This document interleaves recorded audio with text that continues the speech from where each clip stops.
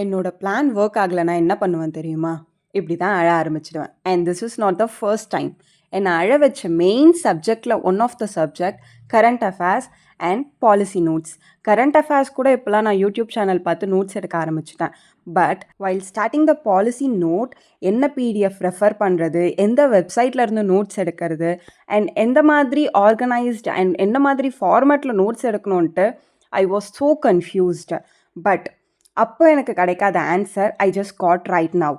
And this is the most important book for all TNPSC aspirant. And of course டிவிகேல நிறைய ஸ்கீம்ஸும் update ஆக போகுது.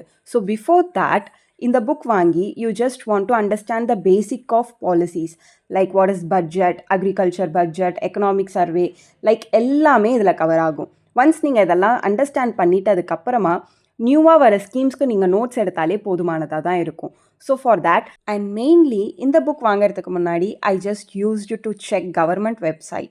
ஈவன் அதில் எனக்கு கிடைக்காத clarity I just get from this book. ஏன்னா ஒரு டிஎன்பிஎஸ்சி ஆஸ்பிரண்ட் பாயிண்ட் ஆஃப் வியூவில் இருந்து இம்பார்ட்டன்ட் டேட்டாஸ் எல்லாம் கலெக்ட் பண்ணி ஒரு புக்காக இருக்கனால of course this will be a great book for TNPSC aspirant.